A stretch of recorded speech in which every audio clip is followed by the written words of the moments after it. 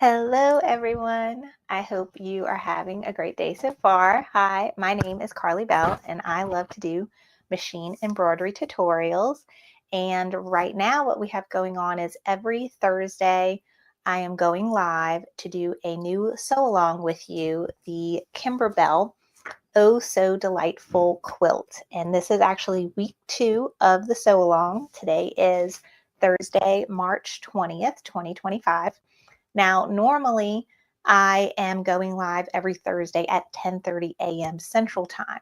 But today, after not being too far along into our live video this morning, I got a call from my daughter at her school saying she was not feeling well. So I tried to wrap up real quick. We ended the live early and I went and picked her up. She's doing okay. Nothing major. She just has a sore throat and just feeling a little crummy. This morning when she woke up, um, she was complaining that her throat hurt and she felt a little nauseous, but normally, when you wake a kid up at 5:45 in the morning, they don't feel good. And this happens on a regular basis. But like after she was fully awake and she got dressed and she had a little breakfast, she was fine. But she did seem a little more sick this morning, than the normal. I don't just want to go back to sleep like she usually does, but she's okay. She is all set up. She's watching TV downstairs, laying on the sofa. I made her a cup of tea, and going to make her some soup after a while, but she's doing okay. But I wanted to thank everyone who was watching the live earlier this morning for your grace because I had to abruptly stop and leave. But that's one of the perks of being a work-at-home mom is that when things like that happen, I can up and go get my kid and she is okay. So thank y'all all for understanding.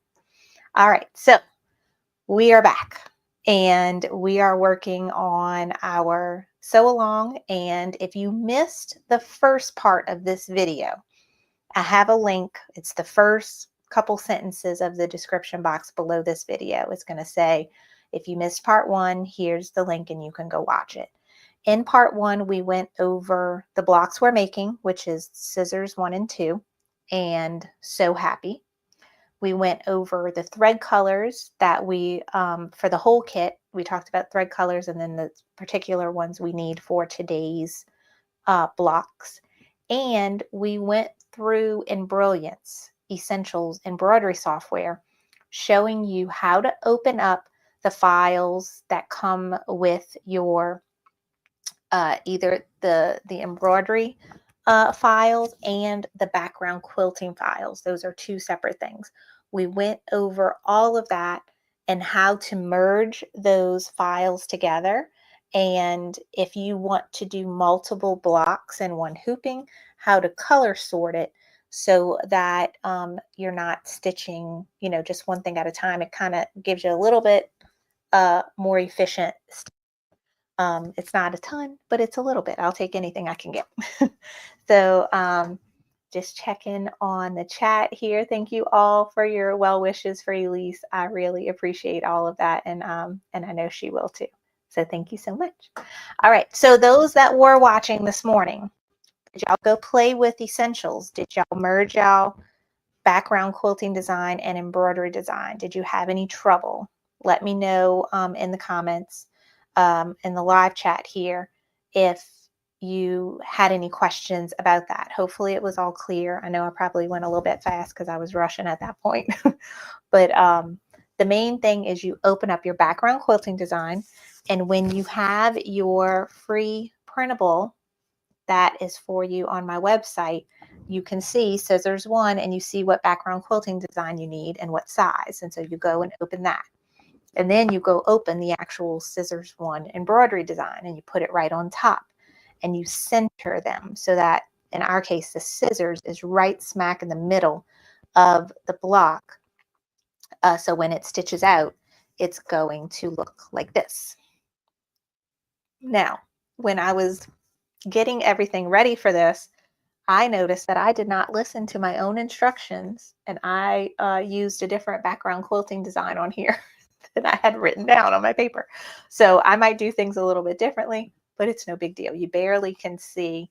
The background quilting just gives you a nice little definition and the patterns vary, which makes it fun.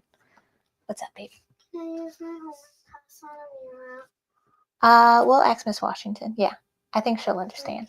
Okay, I love you. She won't be good. But she's such a good girl. She was like, I'm gonna do my homework while she's sitting on the sofa. So she did some of her English homework on her iPad. That's like listening to a story and then answering questions. So, but yeah, my baby. I hope she feels better. Okay. Yay, Rita says, just got home from a walk. It's so nice outside. It is so nice by our house too. I live in southern Louisiana and it's gorgeous outside, but it's really windy, but it's really pretty. Really pretty. Thank you all. Okay. Yeah, of course. So Rita said she went ahead and did her scissor blocks. By all means, if you got a grasp on this, charge forward, move ahead. But I am going to now stitch out the things that I was supposed to earlier today. Okay, so that was everything we did in part 1 of this video. So now moving on to part 2, we're going to start stitching stuff. Let me move this out the way. All right, so in part 1, I made my file so that I had 2 blocks and 1 6x10 hoop. So now I am going to hoop my stabilizer or muslin, whatever you want to use for your project. Okay, let's change the camera. All right. So this is the one I stitched out already. This is scissors 3, this is scissors 4. But what I wanted to show you is I cut a piece of muslin that's a little bit wider than my hoop. Okay. And I just cut it the width of the fabric and I rolled it up. So this is me trying to not waste stabilizer. And you can do the same thing with the no-show poly mesh if you have a roll like this and it fits your hoop the width. You can try that as well. But I didn't, the blue one was over here. It was like up here. I wanted to go ahead and cut it out so I could practice using my orange pop rulers before today's live video, but that was here. I left this one so you could see the process. So like after I unhooped this, you see the hoop marks kind of came down to here. And if I was cutting a new piece of fabric, I would have had to cut it bigger than this.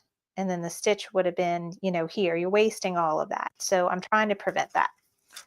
And this is how we're going to do it. So take your outer hoop, and I might have to move I have this is my little rotating cutting board. This is going to come in handy when we're doing the trimming the blocks when we're done. Let me move this out the way so I really have a good solid surface. All right, I'm going to lay my outer hoop down here. And here's my roll of muslin.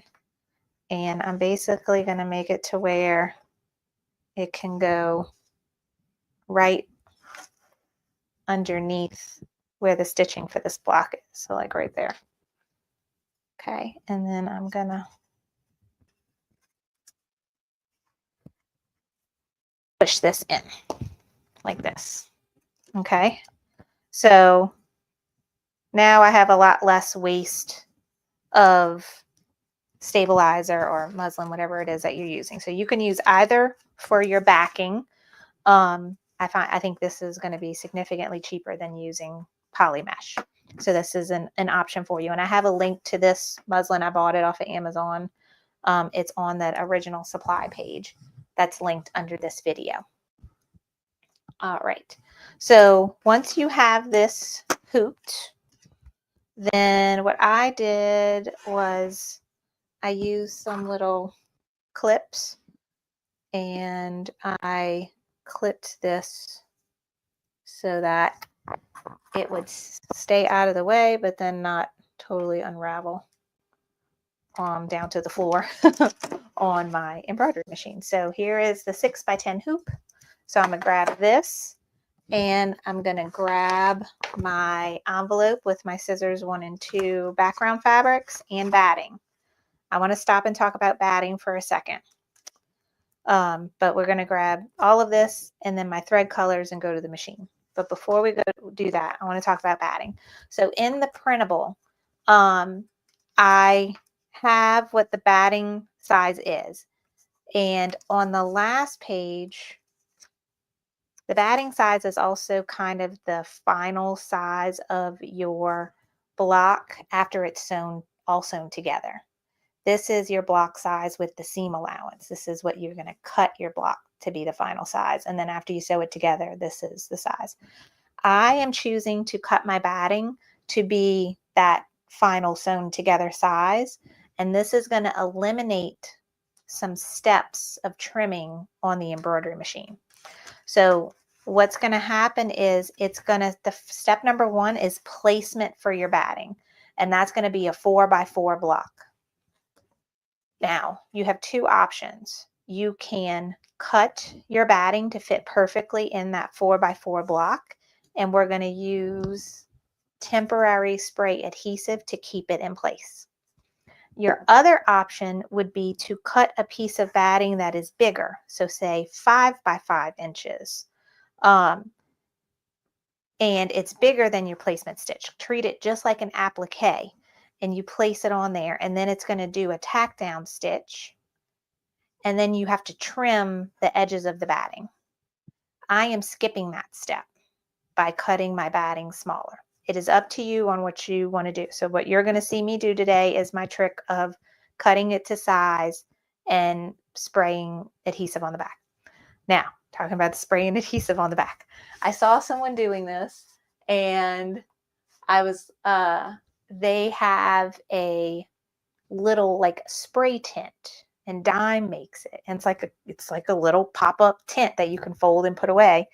And it's made with the intention of spraying things without stuff going all around in your craft room. And I definitely never spray this by my machine. But I was like, I put it in my cart on Amazon, and it was $20. And I was like, I don't need to spend $20 on that. I'm gonna make one. So I did. So y'all are gonna see my very expensive and luxurious spray tint that is actually a cardboard box and grocery bags. So this is just a normal cardboard box. I've put these little pieces up, I taped them.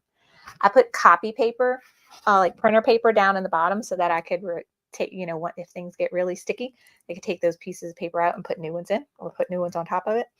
And then I just put grocery bags. So literally what I'm going to be doing is taking my batting and putting it in here and spraying it so that it is ready to go for my bags. And it just keeps it all contained, and that's it. Boom. So you can do this, grab a box. You could probably even do it just in a grocery bag and just hold it open yourself. So that way you're not trying to, I'm just keeping this on the floor and the cat keeps trying to play in it. But just something to keep the spray contained. If you don't want to deal with this, that's when you would cut your batting to be larger and you can trim it like an applique. So, pick and choose what works best for you. But this is my batting sprayed and ready to go. Like I could find something much better to spend money on instead of that little tent. My husband would be proud of me. All right, so now we discussed batting. Do what's best for you. I got mine sprayed and ready. I got my background fabrics. I got my hoop with my stabilizer, and I got my threads. And so you're going to want your background thread color. So for the first 2 blocks is dark pink and then white. And you are going to want your water-soluble thread. We talked about this in part 1 of the video, and you're going to see it in action now. And then your thread colors for your scissors. So for the first scissors is light pink and red is the first scissors. And then the second scissors is teal and mint. So I'm just going to put all of that in a little tray, or if you have something that's nice, let me pull it out. I have this tray I got from Laser Bee Studio, and it's to hold your thread colors in. So like, I know I'll do my first stitches in red so you can see it. Let me do this. This will be my placement stitch so you can see where my batting goes, and this is mainly so y'all can see it. And then once that's in place, I'm going to use my water soluble thread to base down my background fabric. And then I will do red again. So this is when I would take my marker and write in here, you know, because these have numbers on them, I would take my marker and write the number that the red thread is in so I know to use it again. But I'm good. And then the next background color is white, but in my case this doesn't fit in it. And then the scissors and stuff. So little trays like this kind of help you stay organized, or just grab yourself a little basket or box and you can put all your thread colors in there and head to your machine. So let me change the camera. Shannon, let's see. I'm looking at the comments. Marina said she made, I guess, a box similar to this, and she put a Teflon sheet on the bottom. And she said that you can wipe down the Teflon sheet if it gets really sticky. So that's great. And then Sharon says, instead of doing the spray adhesive, school glue stick, purple glue stick, that works great as well. And you can put that directly on your backing, on your stabilizer and your hoop. Like once you have your placement stitch, just use the glue stick and go in there and then slap your batting on top of it and rub it down. So that's a great option as well if you don't want to deal with the spray and making a little tint and all that stuff. So great, great ideas. Oops. Okay. So I am going to change the camera to the machine now. And so you can see that. And let me bring my supplies over there. And my hoop. Let me change this. Hi, Kathy. Thanks for joining us. All right, so I'm using my brother Stellaire XJ2. I absolutely adore this machine. And what's going to be great about it for this project is this is a sewing and embroidery combo machine. So I'm going to do all my embroidery on it, and then I'm going to do all my piecing and borders and binding using the sewing features after. And I have this fancy foot that I'm excited about using. This is like, it's called a dual feed foot or a move it foot. This is like a walking foot on steroids, kind of, I think. And I got some special additional feet for it. I did use them the other day for what's my my nephew's quilt. So I got to use them once. I thought this was going to be the first time I used it, but I did use them. But I got a 1/4 inch seam foot and a stitch in the ditch foot for it as well. So I'll be excited to use the sewing features of the machine once we're done with making our blocks. But I'm going to hit embroidery. I'm going to hit Wi-Fi because I sent the design Wi-Fi from Embrilliance, and I showed y'all that in the part 1 video. And I made sure to send the color sorted one. Here is scissors 1, 2. And I could see it here. That all looks great. And I can hit embroidery and go. Okay, so it's ready to stitch out. So step number 1 is the placement for my batting. So I'm gonna use my red thread so y'all can see it good, but you can use any color thread for this step.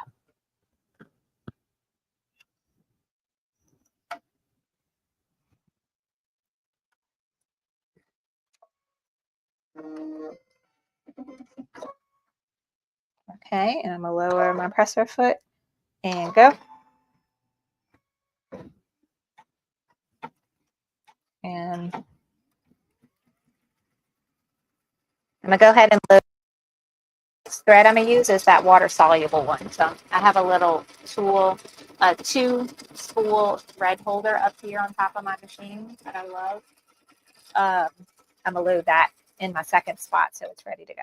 So there's placement.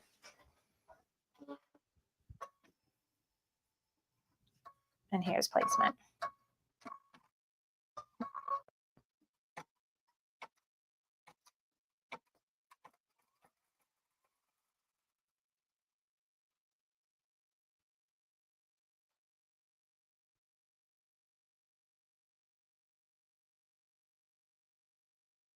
Yeah, Tina has the same foot for her baby lock machine and she loves it. Yeah, I think Marina, you were the one that told me about the additional feet when we were doing the holiday workshop. I'm so glad you told me about them.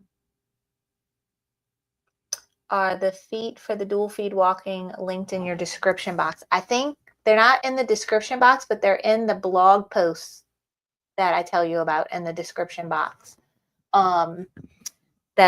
That tells you the information on all the supplies. It's on my website because it was like way too much stuff to add to the description box. So just go to my website, you'll see it.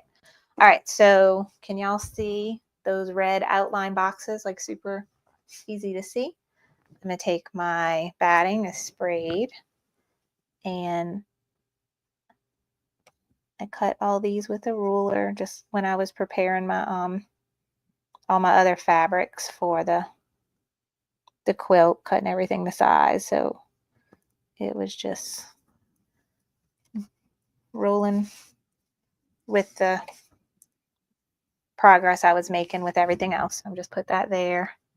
And then let me take my hoop out so I can have a good move it here. So I got a nice surface. All right, turn this over and put this right into place. I don't think red is probably not the wisest color choice for that placement stitch. That is actually, that stitch is going to end up being where we sew our blocks together. So if I was doing like a white fabric, there's a chance some of that could have shown through, but I just want to make sure that y'all see it. But if you're doing at home, just use a light color or white thread, something, whatever you're comfortable with. You will be able to see white thread on here, no problem, but on camera, it's always hard to see. But I just placed my batting there right on top and it's sticking because I sprayed that stabilizer. Now, because I cut my batting to size, I can technically skip the next 2 embroidery steps because the next step is going to follow the same spot where my red was, and that would tack down my batting if I needed to trim it. Okay. Then the step after that, the third step, is a little bit bigger box that goes around, and that's your placement stitch for your background fabric. Okay, our background fabric is already cut much larger than we need it to be, and it's really, in my opinion, not necessary to even stitch that placement stitch. Now you can if you want to, and I'll do it right now just so you can see. But okay, so step number 2 is the tack down for the batting. I'm definitely going to skip that. So I'm going to hit the needle plus minus and go to the next step. So this is now the placement for the fabric. I say you could skip this step, but I'm going to show it to you just so you could see. Because we already have this cut, we know we're just going to lay it right on top. Now, where it will be helpful for you if it's the first time you're doing these kinds of blocks is you'll be able to see, I don't want my fabric from this block to go past this line here because then it will accidentally get sewn in. So I just make sure my fabrics overlap a little bit, but not overlapping to where they're going to get, the wrong fabric will get stitched to the other block since I'm doubling up and doing 2 blocks per hoop. But this will save you time moving forward. Once you see that you don't need to do step 2 and step 3 on your embroidery machine, you can skip them. Or when you're in Brilliance, merging everything together, you can just delete them if you want to. But I wanted you to see the whole process and then you figure out what works best for you. All right, so this is scissors 1.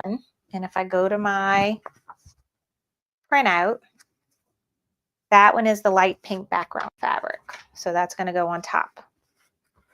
All right, this fabric is also considered directional, but it's up to you on what direction you want it to be. I'm going to go with it this direction.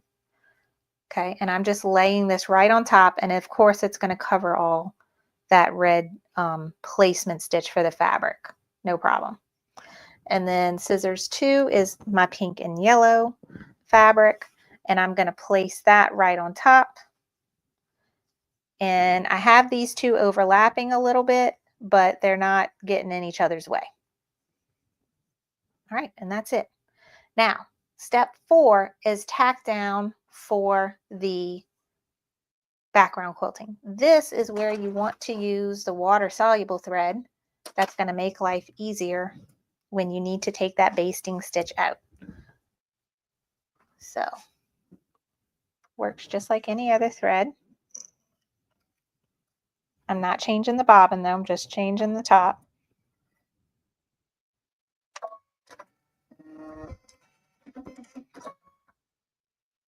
Okay, and lower the presser foot. And step 4 is that basting stitch. I didn't feel a need to use any spray adhesive on the back of here.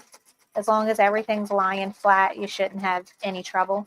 If you want to take the extra step and put some spray adhesive on the back of your background fabric or use the purple glue stick like we were talking about earlier, that's perfectly fine as well. But because I color sorted now, it's going to do both of these at the same time.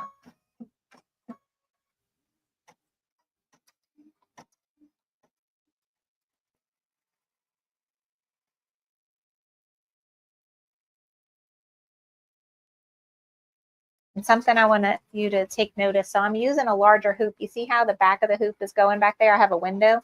You want to make sure when you're using your larger hoops and your machine is on a table that's got a wall behind it, make sure your machine is pulled out enough so that when your hoop is moving, it is not going to bump and hit a wall if you have it behind you.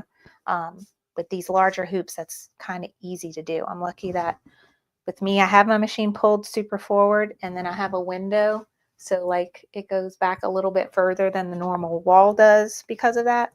But just pay attention when you're using these big hoops that there's nothing in the way that's going to bump it on accident. All right, we're done with the water-soluble thread. I'm going to pull that out. And now it's time for the background quilting for my first block. And if I look at my cheat sheet, that's going to be done with dark pink. So I'm going to get my dark pink thread.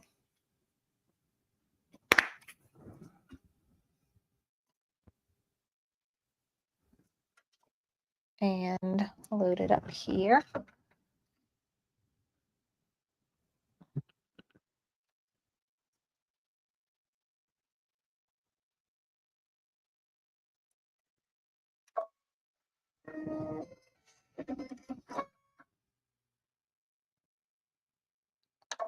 All right, and start stitching. And then the next step is going to be the quilting for this one, and that is white. So I'm going to go ahead and load white in my second spool that I have ready to go.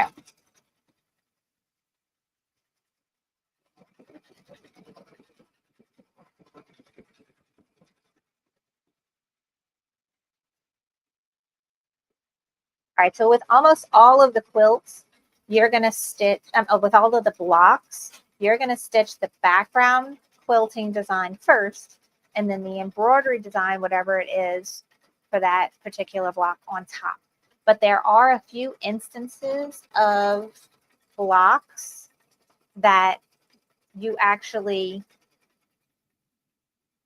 will do a lot of piecing on top first and then do the quilting on top of the piecing. And it will tell you that in your cheat sheet let's see, I don't think we really see it until the flying geese. And I wrote it here, stitch quilting last. So you're actually going to piece together the flying geese and then do your background quilting on top. And you can arrange all of that in Embroidery so that you have what you want to stitch first and what you want to stitch on top. I want to say it may be the same for the spools of thread.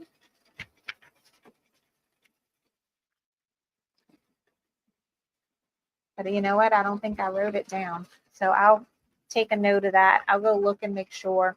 And if it is, then I'll go update this to where it says stitch quilting last. But I'll make sure we know it for sure before we get to those blocks.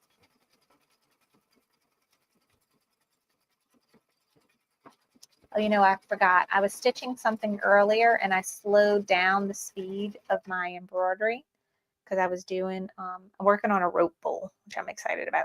But I slowed down the speed of my embroidery. So I just paused my machine. I go to settings and embroidery speed. I have it at 600. Let me go back up to 1050. That's the max. Okay. And I'm start again. Watch how much faster it's going to go.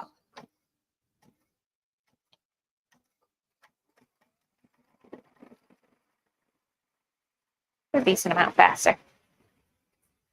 Let me check the chat.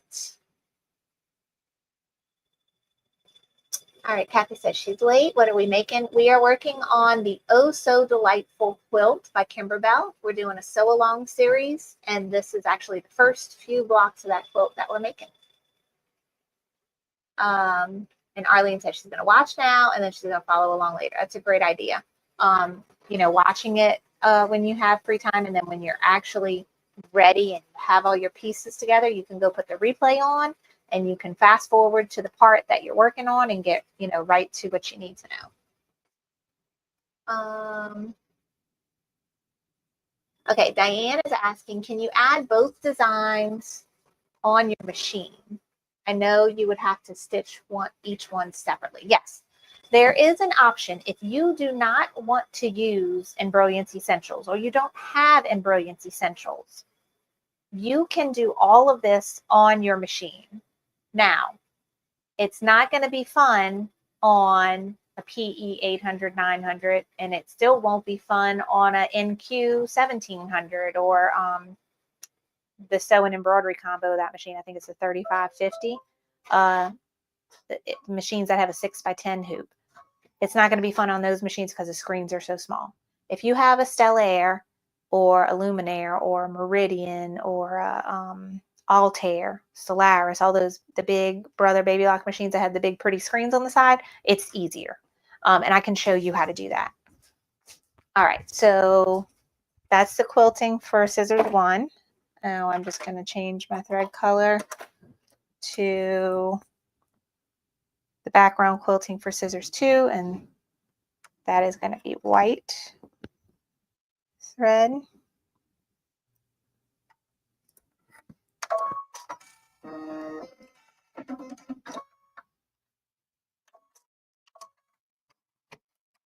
Okay, so that's going to stitch. So I'm done with dark pink thread. And let's see. After this, I'll start my scissors, and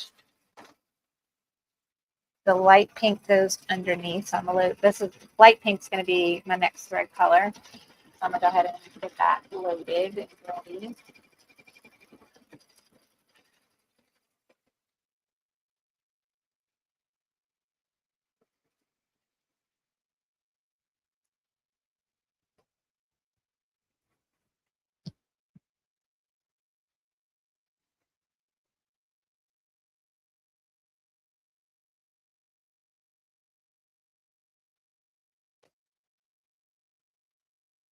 All right. So that is just stitching. So the first 5 blocks. So we're making 2 scissors. 2 of them is your homework. We're going to make So Happy. All of these blocks literally consist of only batting, background fabric, and thread. That's all these blocks. So these are great blocks to start with if you've never made any in the hoop quilt blocks before. these are great to start with. After that, once we get to section 2 of the quilt, then we got some really fun blocks like the pincushion block and the flying geese block. Those are going to be a little bit more complicated and time consuming. But the ones we're making today and then the ones we'll make next week will just be these little filler blocks. Those will only consist of batting, background fabric, and background quilting. No embroidery designs on top, just the background quilting.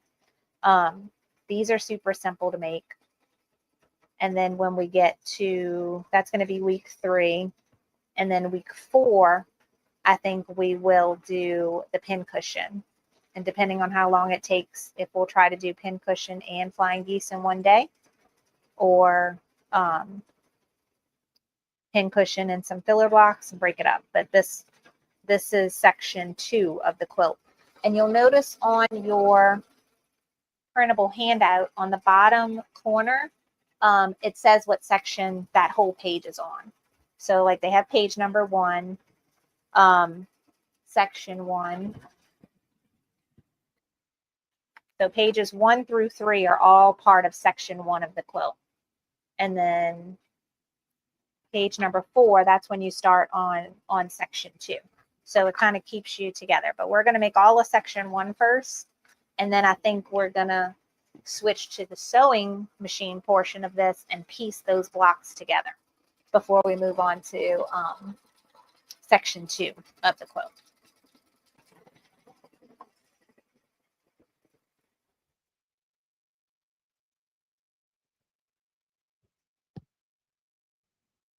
Yeah, Reetha's like, I need to for sure watch the harder blocks, flying geese. You're going to enjoy it. I know that I like those blocks because I have done those before with my perfectly piece projects. So here's an example. This is another company from Kimberbell, but it's all quilting in the hoop and piecing in the hoop. So you piece. This whole bit was one quilt block done in the hoop. So all the triangles and everything, all of this was done on the embroidery machine. And then I just pieced these 4 big blocks together and added a border. But it helps you so that you get perfect points on all your stuff. So I'm familiar with piecing in the hoop. It's fun. And once you see how it's done, then you're like, oh, okay, I got this. All right, so background quilting for scissors 1 and scissors 2 is done. And now we're going to actually start stitching the scissor part of scissor 1. And it's only 2 steps, 2 colors, 1 for each piece of the scissors. And the back bit that stitches first is going to be your lighter pink.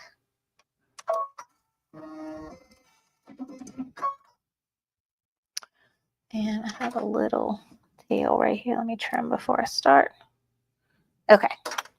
So the back portion of the scissors is light pink, and then the other part of the scissors that's going to lay on top is going to be red. So I'm going to get that color lined up next.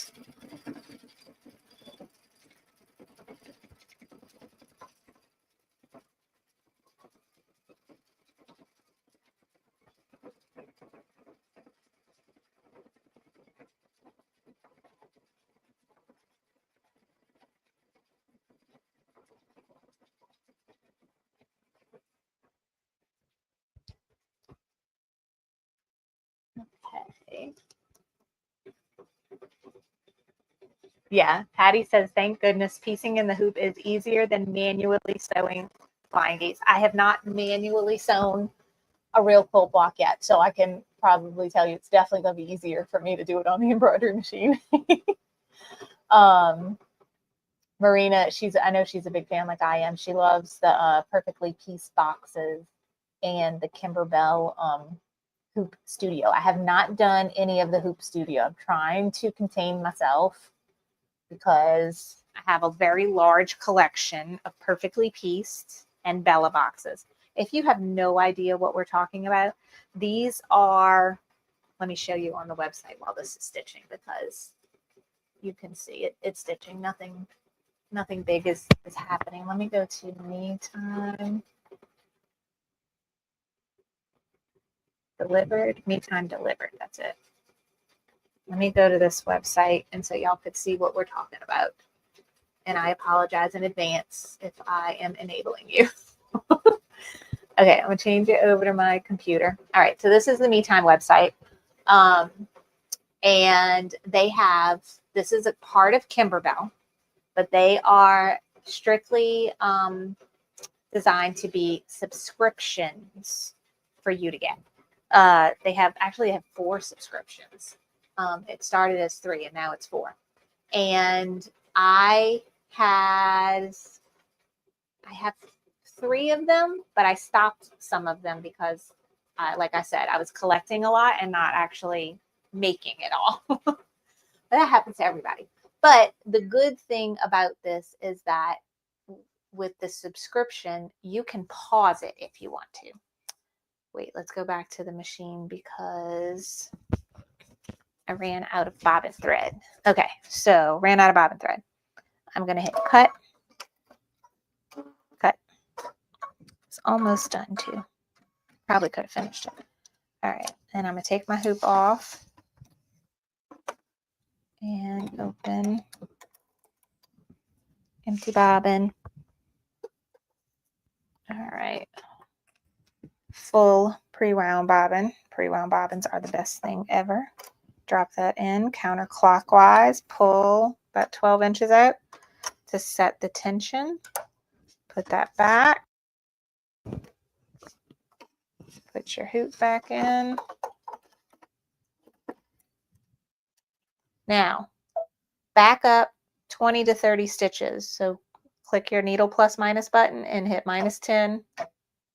I'm going to do 30 just to be safe. This is going to help overlap the stitches before you cut and where you're starting now so you lock it in. Lower the presser foot and get back to it. All right. Let's let that finish. I think it's almost done. Yeah, it was almost done anyway. Probably could have let it finish. All right, and now we're going to change thread colors to red now.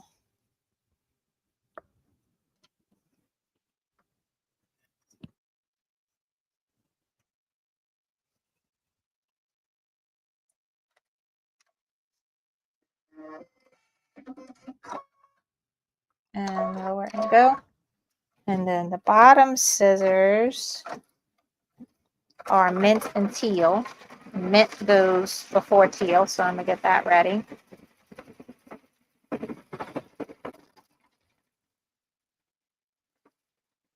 All right, that's stitching.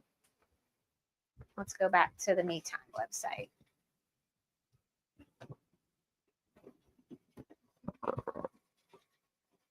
Okay, Me Time website. So they're all subscriptions, and you can, if you do like me and you start getting like a collection that you have not finished and you want to stop, you can pause it and then you don't pay for it while it's paused. And you do that every month. So like you can wait until you see what's in it, make sure you like it before they ship it. And if you don't like it, then you can pause it. So lots of options with it, but it's a subscription service. I have this one, the Bella Box. I keep telling myself the new one is coming out like in a couple weeks. They're gonna show you what's in it in I think a couple weeks. This only comes out twice a year. And then Perfectly Pieced is once a month. This one I love, and I paused my subscription, but I think I want this. Oh, I thought it was April. It's actually March, so I need to get it now. So this is so pretty. Look at that. All of that is done in the embroidery machine. And then each month, it comes with a quilt block. So this one is going to be the carrots. And see, like, well, that's like probably a 4x4 or a 6x6 block. And this is probably a 2x2 block, same thing. Super cute. And then each month it comes with like a specialty design as well that you can make with the quilt box besides a pillow or a table runner. This is so cute, but I absolutely love this. And that's all done on the embroidery machine. And so with the delivered to you box, you get all the fabric, you get a spool of thread, you usually get some kind of notion, you get this year it has a pin for each one, and then the instructions. So, and then it comes with the background quilting design, and they also have a clear blue tile design. So it's like a really great way to get a collection of background quilting designs as well that you can incorporate into other quilts later on. Or like if you do another featured quilt in the future, you could be like, I don't need to buy the bundle for that quilt. I got a whole bunch of cute ones. Like this would go great with spring showers when I do that one. So really, really cute. It comes with border quilting too. It's a great subscription. All right, let's go back to the machine and change threads. So now we're doing mint. And then after mint is teal. And then we're done stitching these 2 blocks. But it's nice to get 2 blocks done at once. I like this kind of double hooping situation.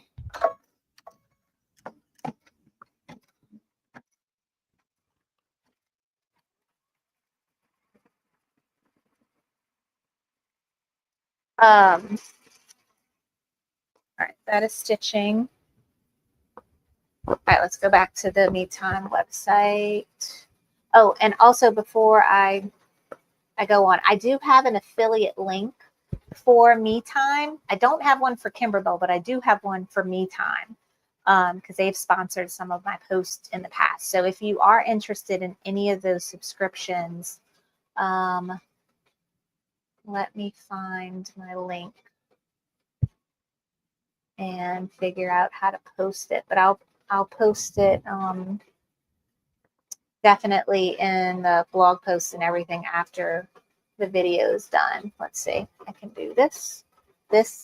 All right. I think I just put it in the live chat on both Facebook and YouTube. So that's my affiliate link to Me Time. So if you're interested in any of those subscriptions, please go through my link. I'd greatly appreciate it. All right. So let's go back. Let me show you the other subscriptions real quick. But if you are liking the quilting in the hoop, the piecing in the hoop is really fun.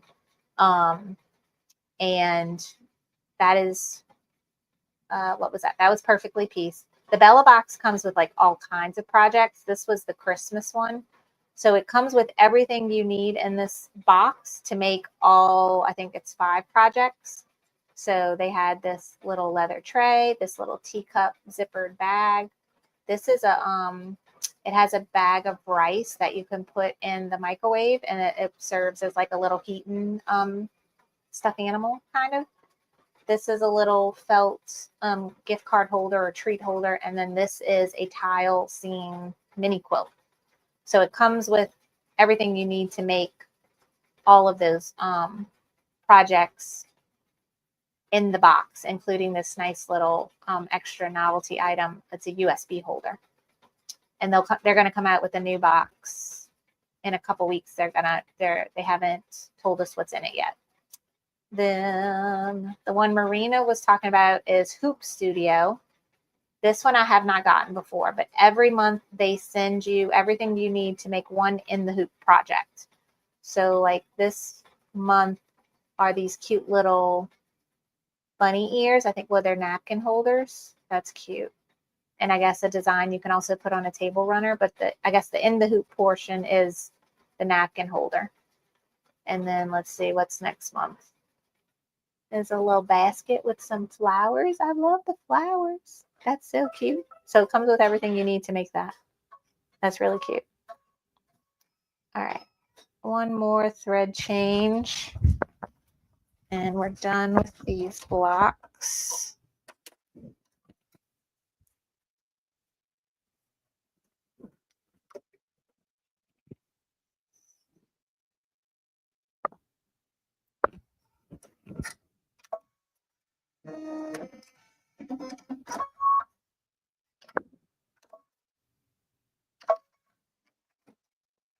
Okay, so now that's the teal color, and then that's the last step.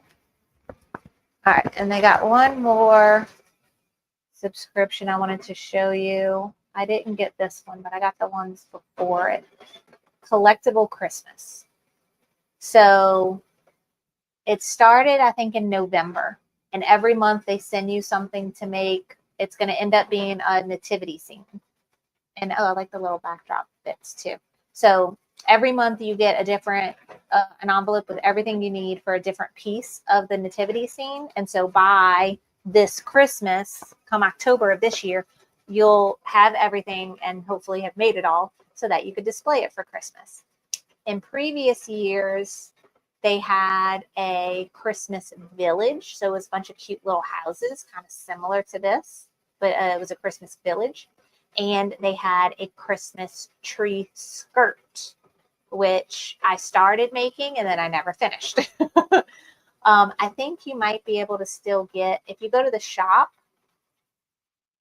I think they still allow you to buy the designs for the Christmas.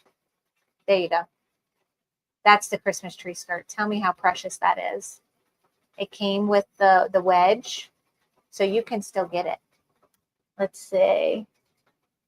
Includes digital files. So this bundle is digital. No physical products are sent to you. So this just allows you to get all the files, and then you just make the wedges yourself. But I love this, but I only made like the first 3 blocks, the first 3 things. But in the shop, you can sometimes come and buy like past monthly designs. So if I liked, this is the March fabric bundle. This was the February if I missed it and I still wanted it. Perfectly piece box and so on. So the shop has some good stuff too, along with like thread and notions and things like that. All right, so that's me time. So showing you that. I know I'm trying to be good, which is why I stopped my subscriptions, but I think I'm about to start the Perfectly Piece one back up. Okay, I would love to have the Bella box, but international shipping is outrageous. Yes, I totally understand. I know even domestic shipping makes that box a lot of money, in my opinion. But I still can't talk myself out of it every time it comes out.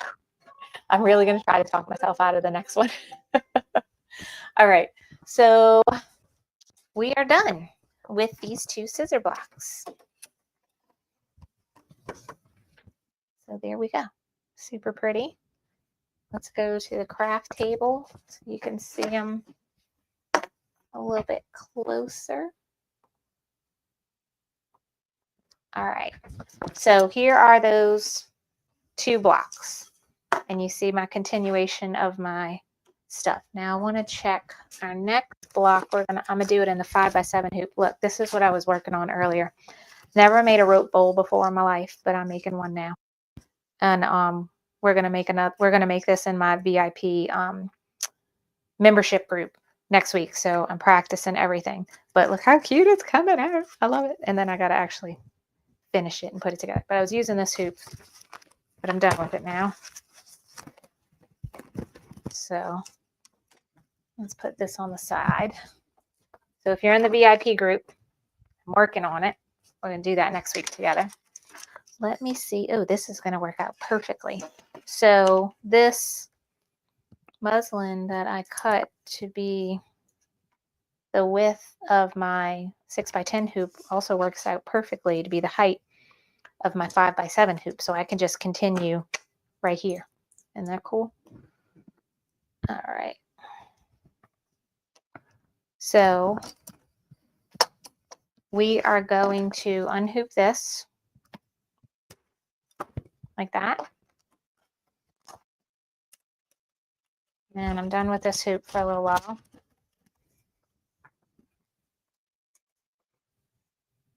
Oops.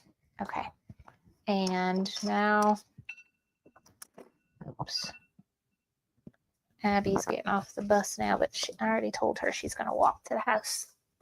I usually go pick her up, but it's down the street. But I already told her that I had to do this so I wouldn't be there to get her, but she's fine. All right, so I'm now going to make my hoop to where it's going to go in right past where the stitching actually is on this block. So I'm just going to pull this up so it doesn't get caught in the hoop. But yeah, that works out really good. I didn't exactly know that was going to happen when I cut this. Hee hee. Look. All right, so now let's make sure that's all nice and taut and tight. All right, and now we can get ready for the next block we are going to stitch, which is the So Happy block. So we're going to go back to Embrilliance. All right, any questions about the scissors block? So I did 2 in the 6x10 hoop. My friends, I think that my friends that have a Luminaire or Solaris or like the new big fancy Avenir, I think it is, and the Radiance, y'all have a bigger hoop than I do. You might be able to fit 4 blocks in one hooping. With the Stellaire, I don't think we can do that. I think I tried already. So work with whatever hoop you have. Make as many blocks fit in it as you can. If you have a 5x7 hoop, just keep chucking, keep charging ahead one at a time, but you can use this stabilizer strip method that I'm doing to get the most out of it. All right.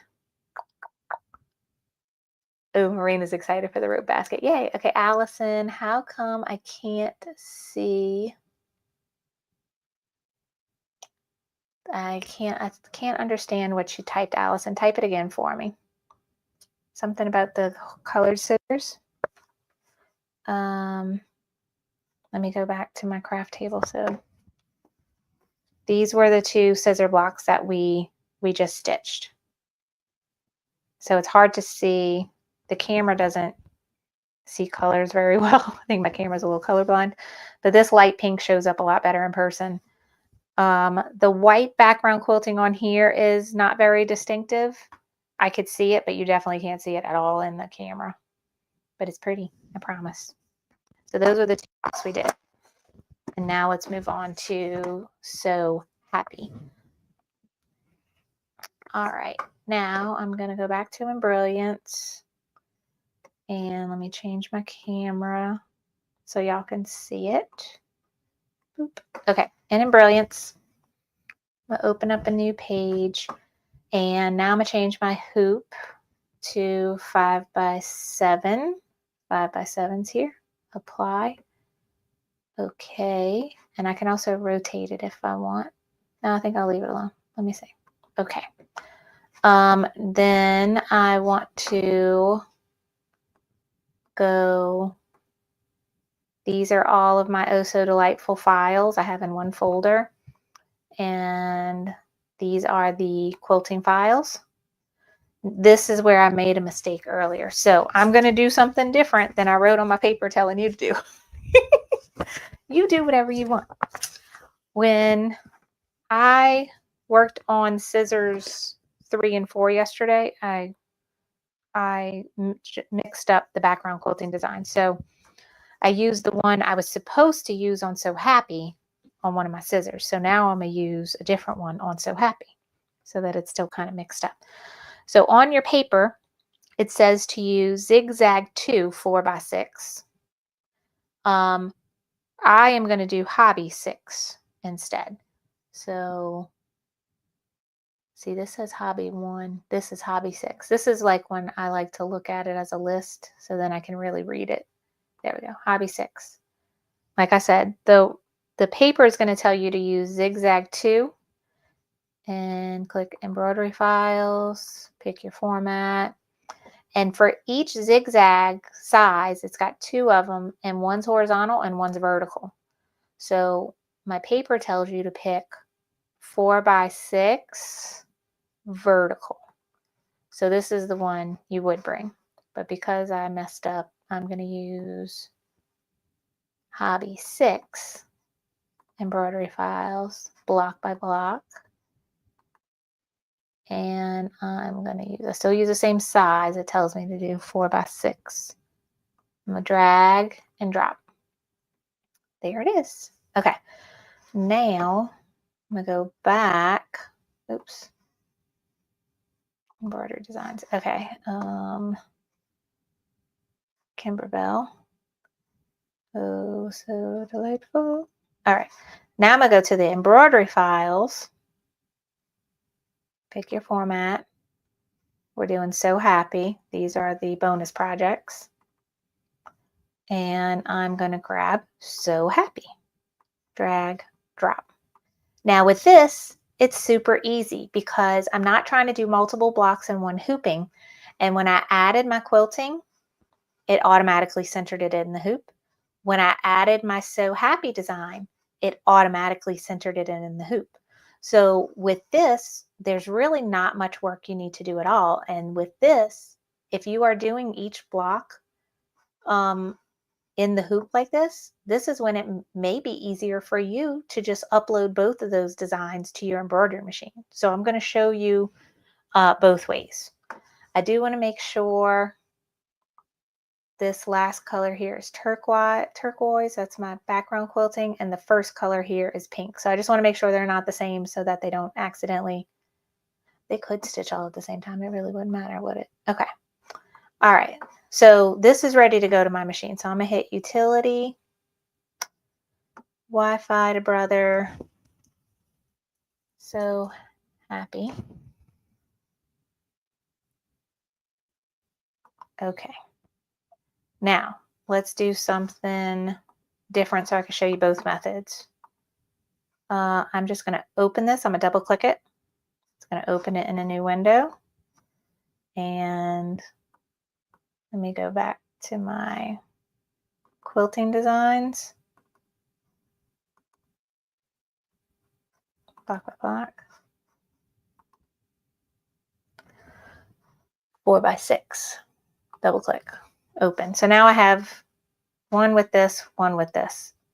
I'm going to send this to my embroidery machine where you can put, all your files on a USB stick so that you don't have to keep sending stuff wirelessly. I'm going to show you that option as well. So this is Hobby 6, 4 by 6. And then this is So Happy. I'll put it as 2 because I already named my other one So Happy. Okay.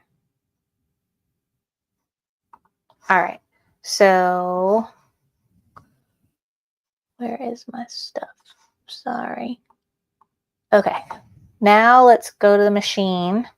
Let me check the comments. All right. All right. I don't see any new comments. All right. So I sent all that to my machine. Let me hit OK. I'm gonna go home. Okay. Embroidery. Wire.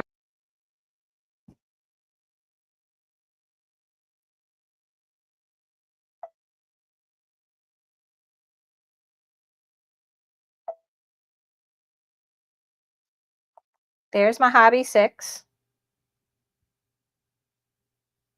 And I'm going to have to zoom in on the screen so y'all can actually see what's going on. And then there's my So Happy with the background quilting and my So Happy by itself. Let me adjust my camera.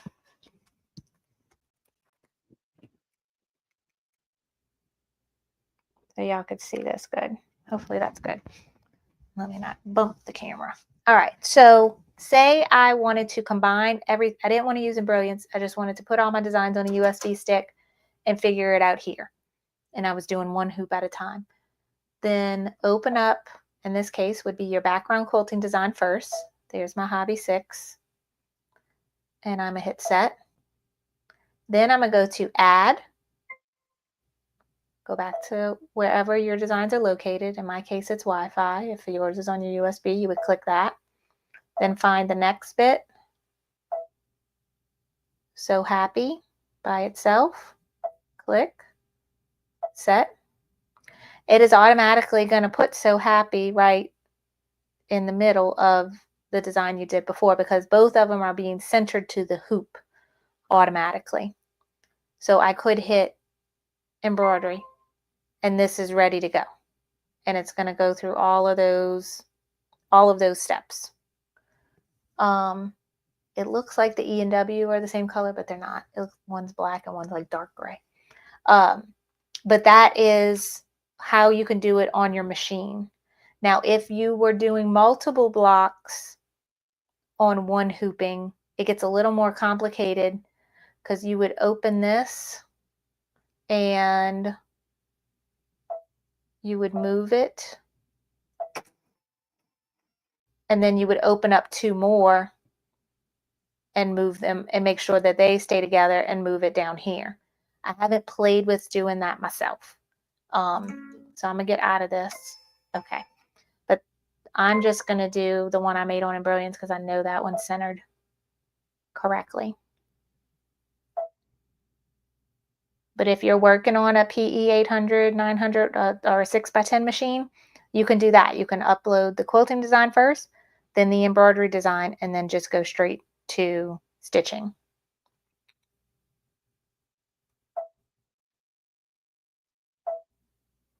Okay, here's my one I made on Embroidery that has the background quilting. I'm gonna hit set and embroider. So I'm ready to go. So let me back this up now.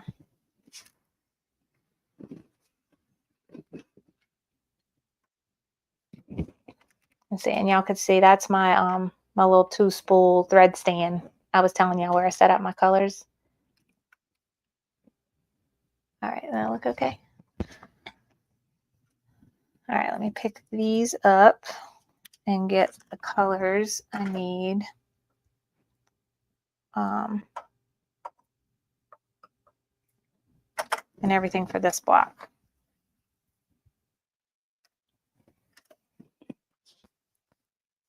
All right, so let me look at my cheat sheet. And I got my envelope. So background quilting is white. My background fabric is also white. And I have my batting. Since this is white, I'm gonna do remember how I did the red for the outline of the batting?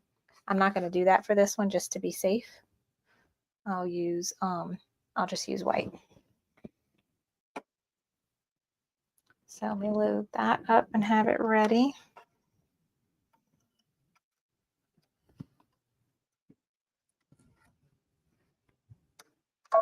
And also I'm gonna go spray my batting real quick in my handy dandy little box I showed y'all.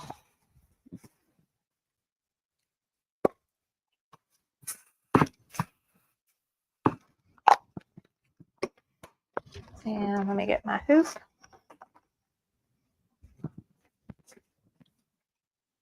Okay.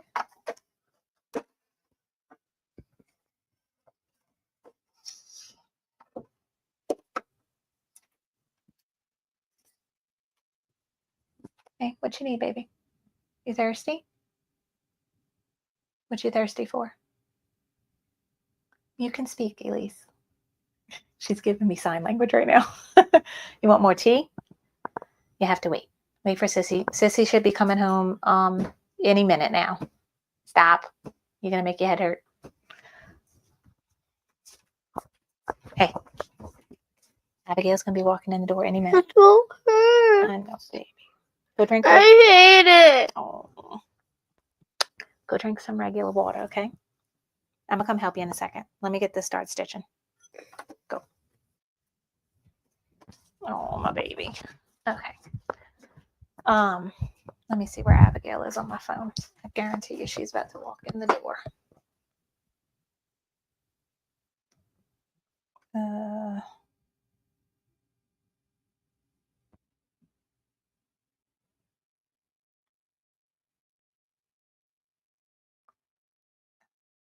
Yeah, she's walking down the street now.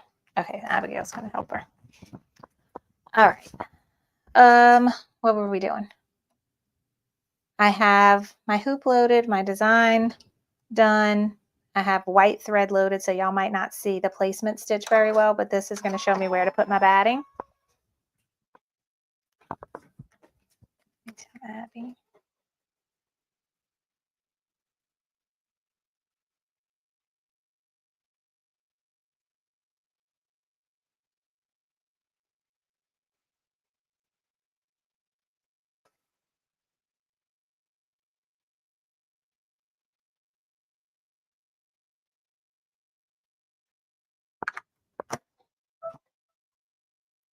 All right, so that is the placement stitch for the batting. I got it sprayed and ready. Okay, and that's that. Now I am going to skip step 2 and step 3.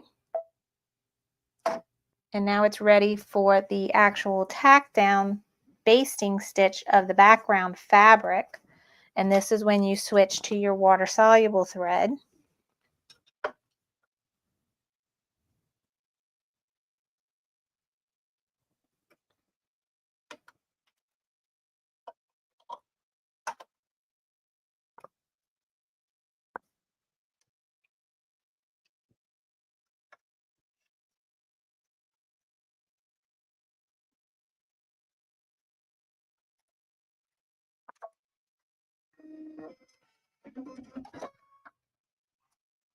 Okay, so that's in place. I'm gonna get my background fabric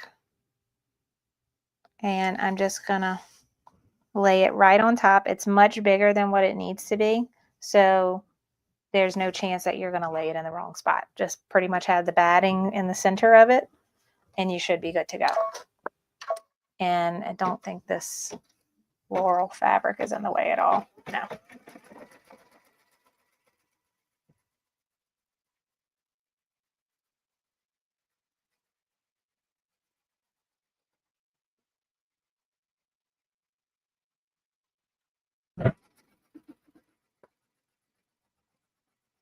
All right, now I need to figure out what colors are the actual letters in. It looks like light pink, teal, and then dark green.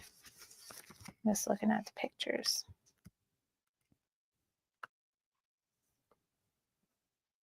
Yeah, light pink, teal, and dark green. So, oh, now we're doing the background quilting. That's in white. All right, so I'm taking off the water soluble thread, putting my white thread back on.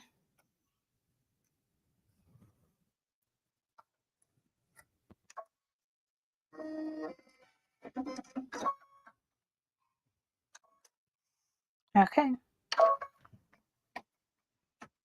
And then so this block is just the 4 steps.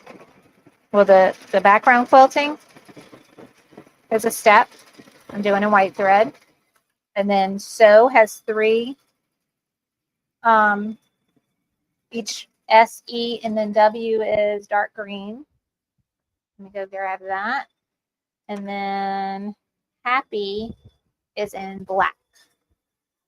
So then these are going to be your colors for your 3 letters and then happy.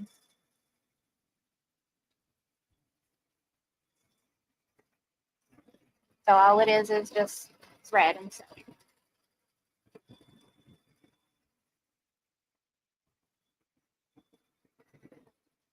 I'm pretty sure your happy's in black. Yeah. Okay, and then after this is done, I think this takes a minute. It says this whole block takes 24 minutes. After this is done stitching, then we will remove our water-soluble basting stitch and then use the orange pop rulers to trim them.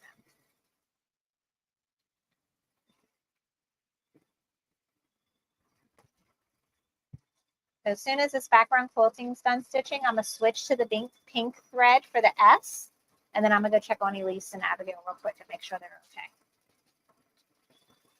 Thank y'all for bearing with me and my sick kid.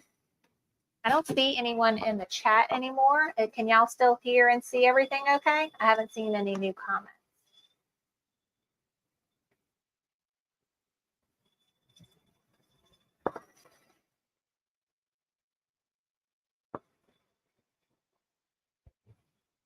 And if you are actually stitching along live with me, let me know how it's going. And remember our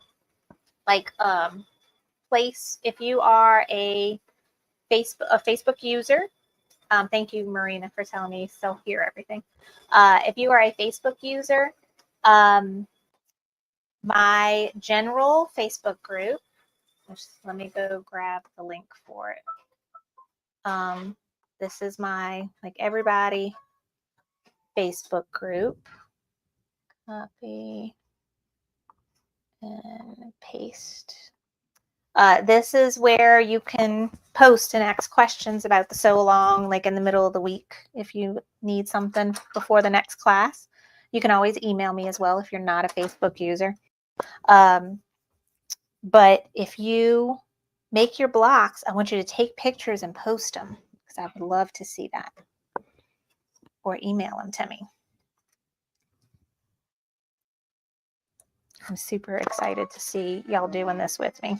All right, I'm putting on the pink thread, loading, and it's going to stitch the S. All right, I'm going to turn my mic off for a second. I'm going to go check on my kids real quick, and I will be right back while this S is stitching.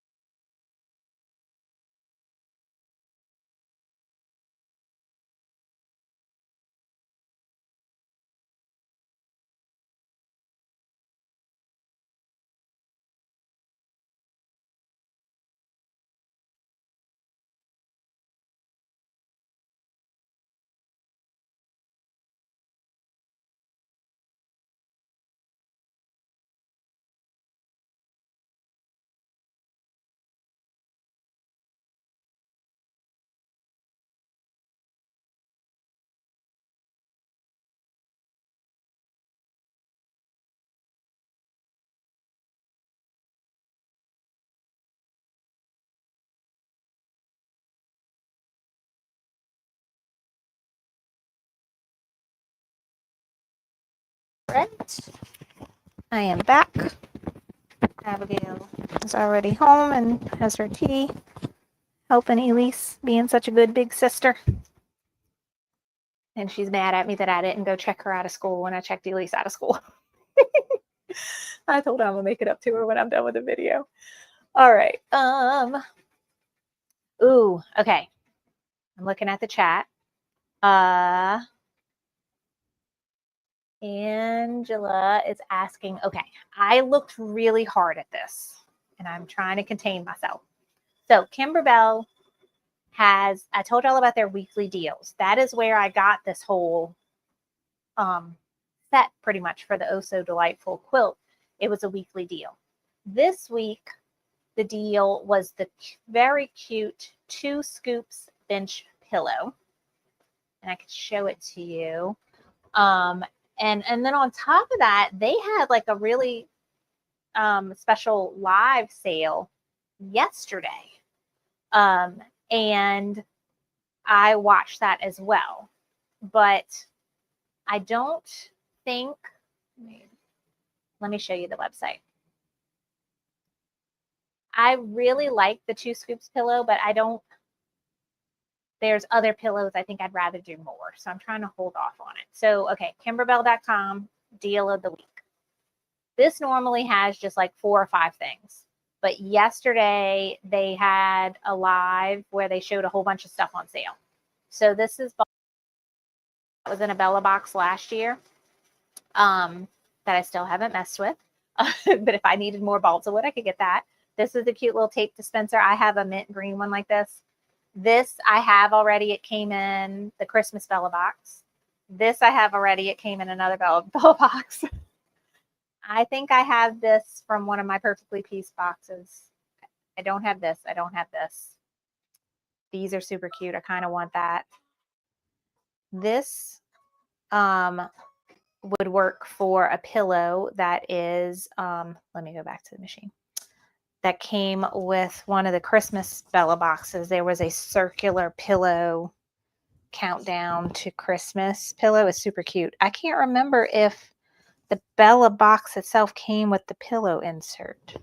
I probably should check that. And if it didn't, maybe I'll get it and get those cute little sew-in zipper pulls.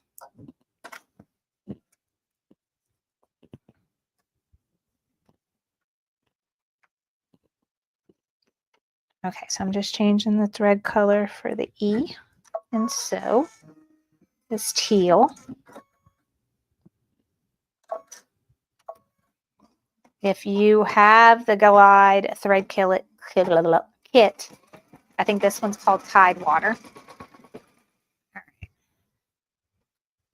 Let's go back to the sale. So I watched this yesterday. This is a folding storage tote. They put 2 other bench pillows on sale yesterday, and I will show them to you, but that's the embellishment kit for one of them. This is it. It's the Shout Hooray. It's supposed to be almost like a birthday pillow. It says happy everything. I want to say you can you can make this say whatever you want. It comes with tiles, and then, oh, look at that, how cute. It has store your tiles in the zippered back. So that you can maybe even have it say your kid's name or happy birthday or whatever the occasion may be. But look how cute that is. Super cute. So this is on sale for $15. And then this is the quilting bundle for that. And then on the page before that was the embellishment kit for that. So they have all 3 pieces. This is felt. Something sold out already. This is a really cute little tray. This is 2 scoops. This is the bench pillow that was just mentioned. That's the embellishment kit for it. These are little slap bracelets to organize your stabilizer, which is really nice. I might get that too, actually. This is the apron. I'm pretty sure I have this. This Mylar sheets, applique glitter. This is clear vinyl in different colors. I think I need this too. This is another bench pillow they put on sale. This is one of their first ones. So it's called Home Sweet Home. So look at the cute little star block, the beehive, the little houses. It says Home Sweet Home and a little birdhouse. So this is really cute. I could see myself, this one might work in my house. That is an option. That's on sale, I think, for $20. But it doesn't have an embellishment kit. It doesn't have any background quilting design. So this would be great if you just want to get this and make it and not have to buy anything else for it. This might be a good option for you. This is the 2 scoops. This is a newer bench pillow. Let's find a better picture. But it's all about ice cream. And it's very cute. Look how cute that is.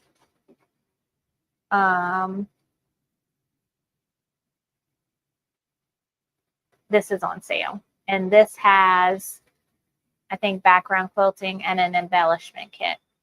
The embellishment kit for this one's nice because I think the main thing, like I don't have these kinds of faux leathers like that.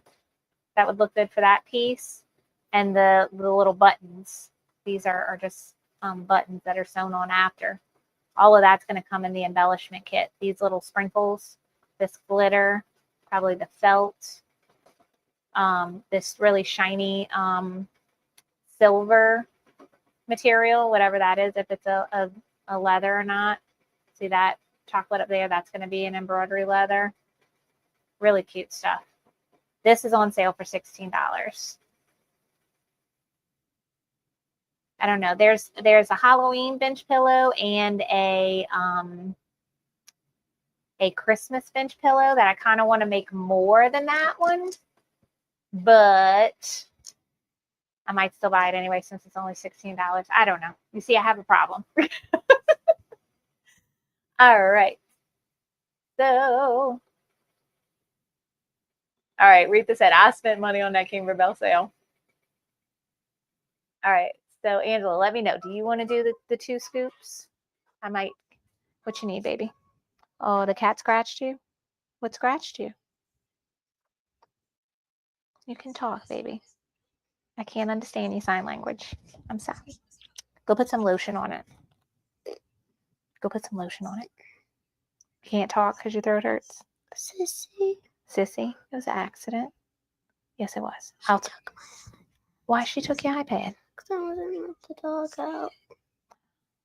All right, go lay down. I'm going to talk to her after. Thank you. Oh, my goodness. All right, I got to finish up, guys. I got to go help these kids. Abigail apparently asked Elise to let the dog in the backyard, and she didn't get up, and now they're fighting about it. Okay. Teal is done. Now we're doing dark green.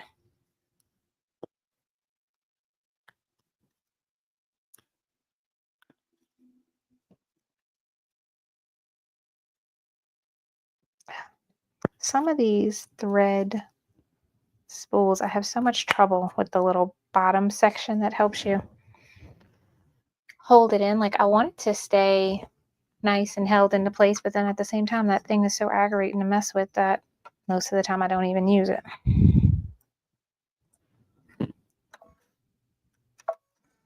All right. 2 more steps left. The W and then the happy. No. Okay, there we go. So, okay. Patricia said, sorry, she said, where do we post our completed blocks? That's going to be on my Facebook group. I put a link in it a little while ago in the chat. I could put it again, but it looks like this, the Carly Bell Beginner Machine Embroidery and Silhouette Craft group.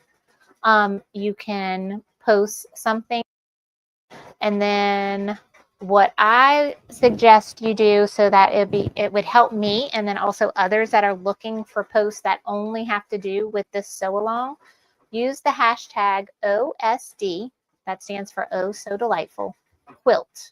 So do hashtag OSD quilt whenever you post anything to do with this sew along. And so that way, if you wanted to see everything with the sew along, you could just hit this search button and then type in the hashtag. Let's see. Oh So Delightful quilt. And then hit enter. And now it's only going to show the posts that have to do with the quilt. That was the sale. I was hoping they would put this quilt on sale, but they didn't. This is the flex foam that we talked about. So those are all the posts that I've done. But if you post anything like your finished block, use that hashtag so then you can, I can search for all those posts. But this is the free Facebook group. Anybody can join. And this is where we're going to use our headquarters for the sew along. Okay. Oh, Marina said she really wanted that white storage box, but they sold out too quick. I know some things sold out pretty quick. How are you finding stitching with the muslin? I think it's working great, Diane. I'm not having any trouble with it whatsoever. I think it's a great, less expensive option. All right. Yes, Patty's like, we all have a problem with Kimberbell. There are just way too many cute things. I know I have a problem. Okay, so Angela says she bought it. She bought the 2 scoops. All right, you might push me over the edge to buy it too. I'm looking because like, That's so like, and then I'm like, well, if I'm gonna get one thing and I'm gonna pay for shipping, I might as well get, these other little things that I want too. So I'm gonna end up spending $100. Watch, that's what always happens. That pillow is $16. I'm gonna end up spending 100. Oh, problems collecting things. Oh, speaking of problems collecting things, I'm gonna ask y'all to help me pick a design so that I don't go buy 50 of them. Here they are. Okay, I'm gonna show you another web page. Tomorrow we're having our regular sip and stitch. And we are making, what is the problem? I called her name 10 times. I said, come get your tea, Elise. Come get your tea, Elise. I said, Elise, can you let the dog out, please? I'm making your tea. Elise. She doesn't feel good and her throat hurts and she doesn't want to talk. Give me the tea. Can you give her the tea? Did you make sure it's not too hot? Yes. I literally called her name down 10 times. I was like, Elise, come get your tea. I made it for you. Elise, come get your tea. She wouldn't do anything. She doesn't feel good. Thank you for helping. It's going to be okay. She's not dying. She has a sore throat. Okay. I love you both. Can y'all let me finish, please? Nino, come downstairs. Well, too bad. Oh my God. Y'all see what I have to deal with? Okay. Mom, she's being mean to me. Abigail, please let me finish. I love you. She's 8. Leave her alone. You're okay. Please. Oh my goodness. Okay. Patricia says the shipping is so expensive that you have to spend $100 to get free shipping. I know, it's like by that point, it's like, might as well just put $100 in your cart. And Angela says it's the same thing that happened to her. She wound up spending $100 to get the free shipping. Okay, I'm probably gonna end up doing the same thing. Oh, Lord help me. Okay. All right. My girls are gonna drive me to go shopping with them fighting with one another. Okay, I have something I need to ask your opinion on, but let me wait until I change thread colors here and I'm gonna show you another website. Okay, tomorrow, Sip and Stitch. We are making a very adorable baby burp cloth. And this is also another first fun for me. I made the burp cloth from scratch. So normally I would buy a burp cloth and embroider it, but I wanted to make one and have it just look a little bit more custom. And that way the embroidery is not showing on the back of the burp cloth because I embroidered it first and then I sewed it and I used this pretty piece of flannel on the bottom. So we're going to make one somewhat like this tomorrow, but I want to use a different design. My neighbor down the street just had a baby girl, so I want to make a couple of burp cloths to put in her gift basket. I need help picking a new monogram frame to put on the next burp cloth. And I found this website. It's, what is it? Southern Baby Classics. Southern Baby Classics. I'm pretty sure I had heard of it before, but I never bought anything. And so I bought my first thing from them last week when I made this, but this bow is from Southern Baby Classics. And they have a bunch of gorgeous monogram frames, like pretty designs that are empty in the middle so that you can put your own monogram in it. I need help choosing which one we're going to use in tomorrow's video. So I have a bunch saved to a wish list. And maybe y'all can vote and tell me which one to do tomorrow. But it's going to be a fun project. Sip and Stitch tomorrow here again on the YouTube channel at 10:30 a.m., provided that no one is sick. I have a feeling Elise is going to stay home from school tomorrow, so she'll probably be visiting during the video. And then I'm sure Abigail's going to act like she's sick tomorrow morning, and she's probably going to try staying home too. So hopefully we still have a video tomorrow. All right, last step.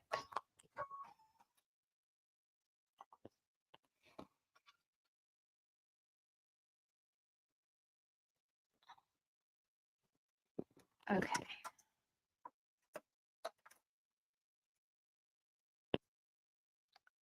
And black thread.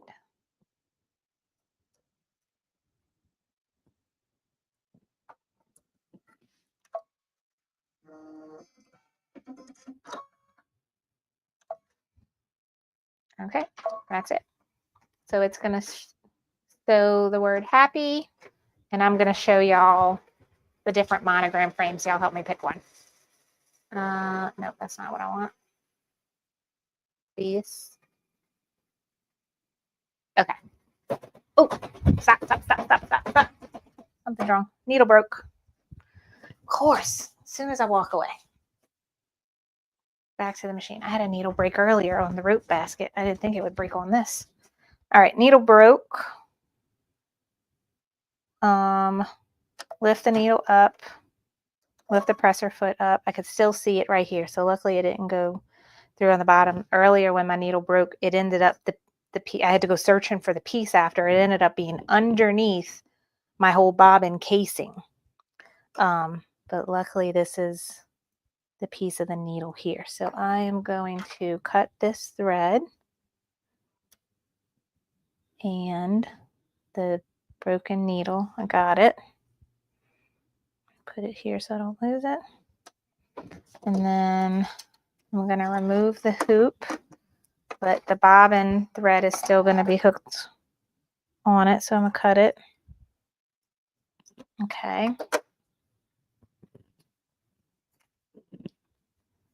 And I have to go find a needle now because I think I used the last one I had in the pack right here. All right. And here are some needles.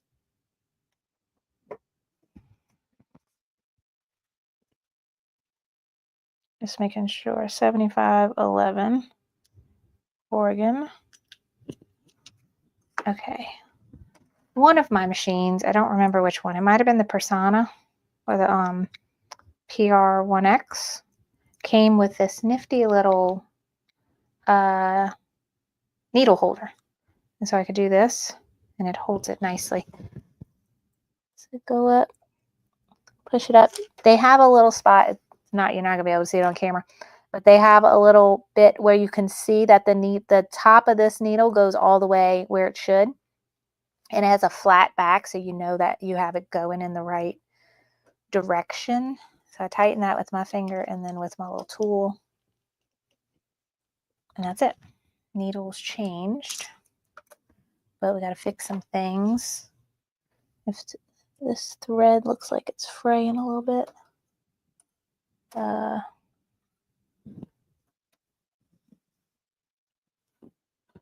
Usually try not to pull things backwards on the thread path, but I might have to.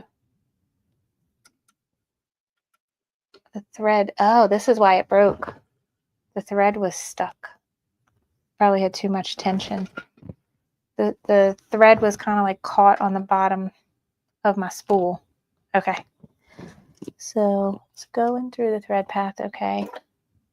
And let me cut it just to rethread the whole thing, make sure it's right. Okay, starting from the beginning. See, it's getting stuck again. It's something with the spool of thread. Let me just get a different black. It keeps getting like hung up right there at the bottom, like something right there. I don't want to take no more giant black one here. Okay.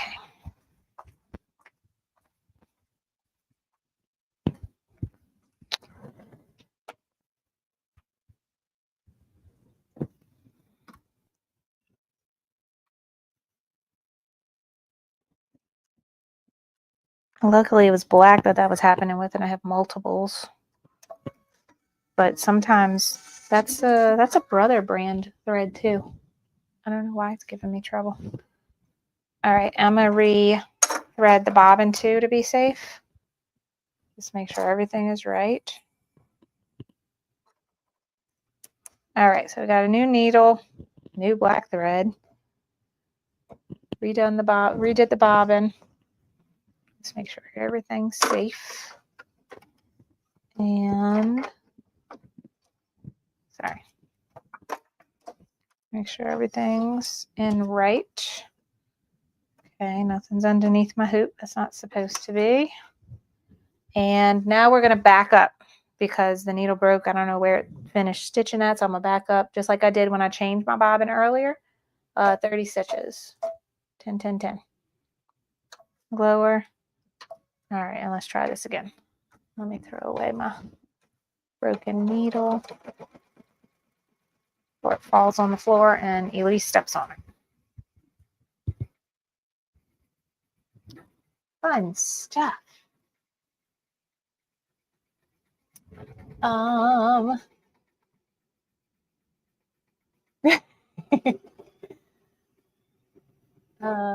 see.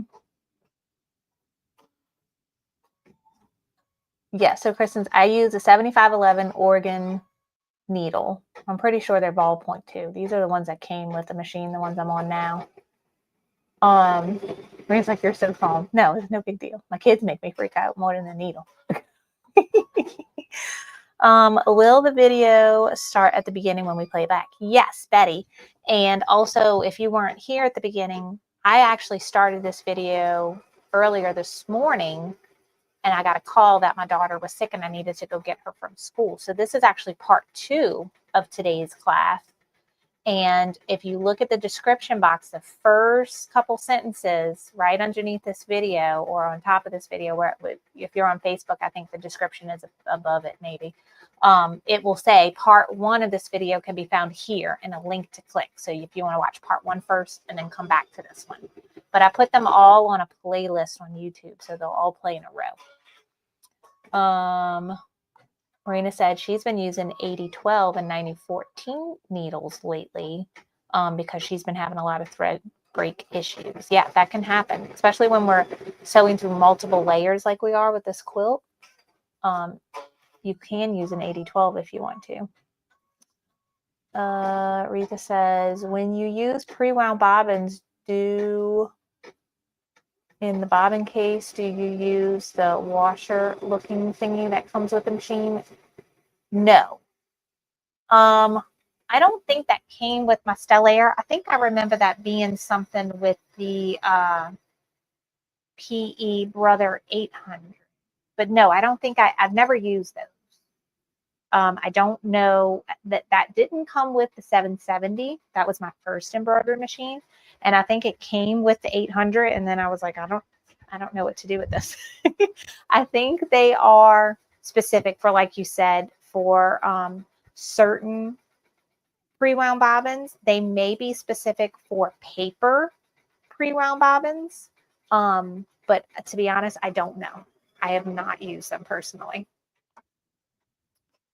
Okay, that is still stitching. Everything is happy. The kids aren't banging on the door.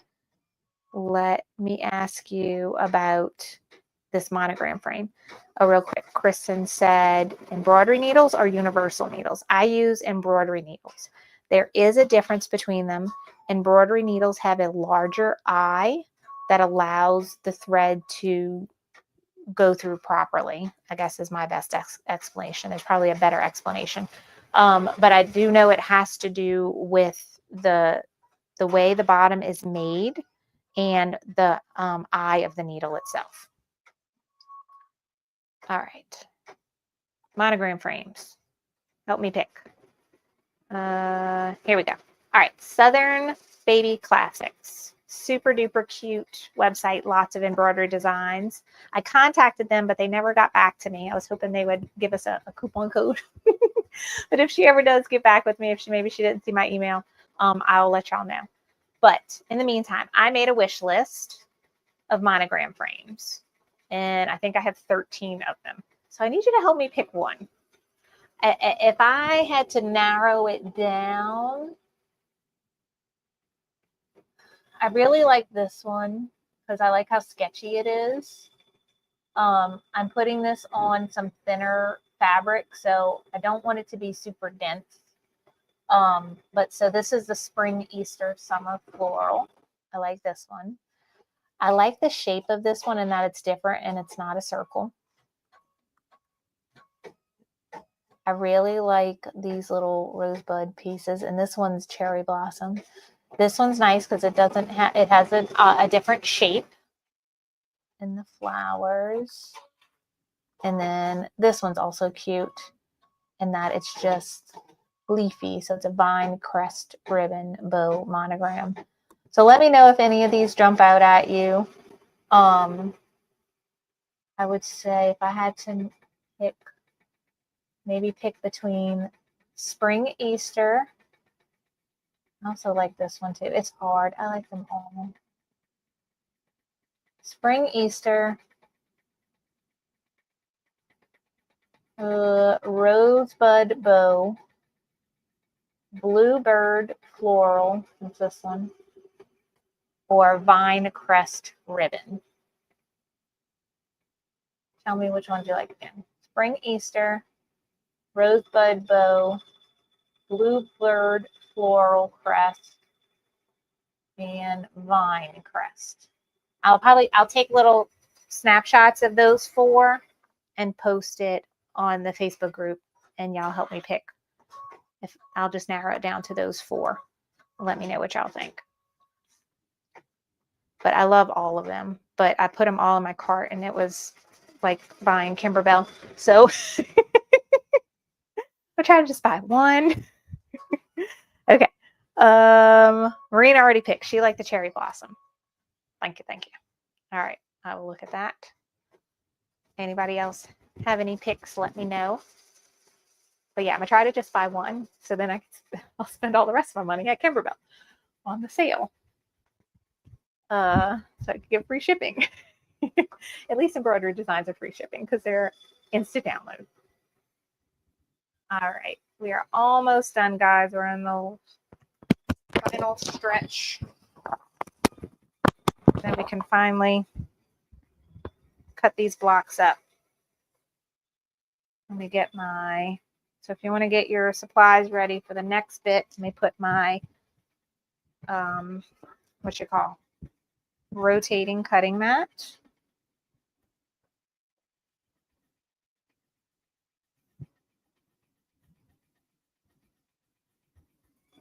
Okay, got my rotating cutting mat ready. I got one orange pop ruler. I think I need a different size for that So Happy block because that's a rectangle. So they have 2 types of orange pop rulers. Oh wait, they're over here.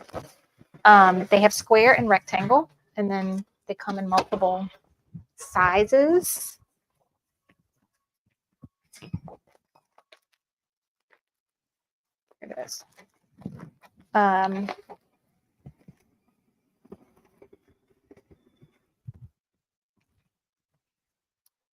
And you're going to need your rotary cutter. You're going to need a little bit of water and a Q-tip. And that's it. And then I'm going to put all of my finished blocks in my now empty envelope that I used for these blocks. So this is empty now. I'm just put all my finished blocks in here until we're done. Ooh, and we have these little braids we got to add to the scissors blocks.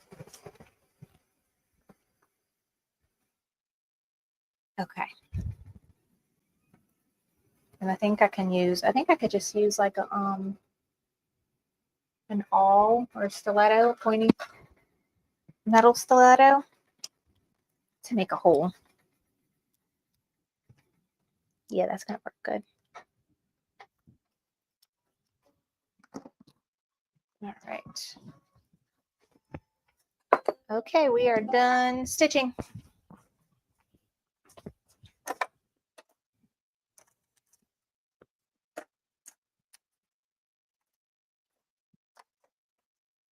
There is the So Happy block. Super cute. And let's go back to the table. Here we go. All right, and this is what it looks like. So I really like this method of just moving my hoop down and stitching, but I want to show y'all the process of trimming and cutting. So let me take this out of the hoop.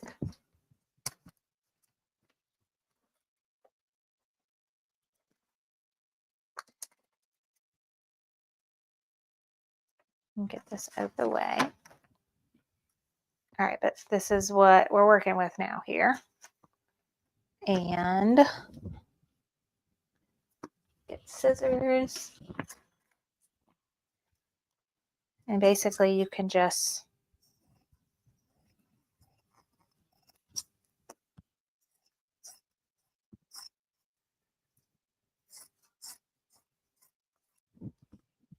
so let's do this one first. Now, a little bit hard to see, but the basting stitch is that water soluble thread.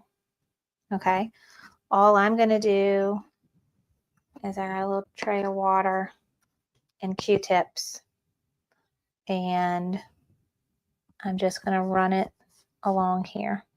What I did yesterday, like I soaked it. I probably didn't need to do it that much, so I'm just going to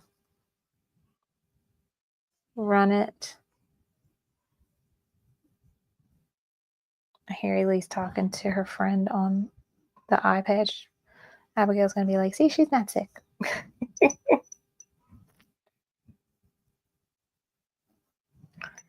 Sisters. I grew up an only child, so this is a whole new territory for me. I didn't get a sister until I was like 19 years old, 18 years old. My mom had my little baby brother and sister when I was 17 and 18 years old. That was it. I was already in college, so I didn't get to grow up with her. I was already living in a different city. But she's all grown up now. She done graduated college. And she's still my baby. All right, so once you wet that, you can just pull it like this, and it comes right off. Now, that spot might be different because that has, oh, that's some of the background quilting. It went up to that corner.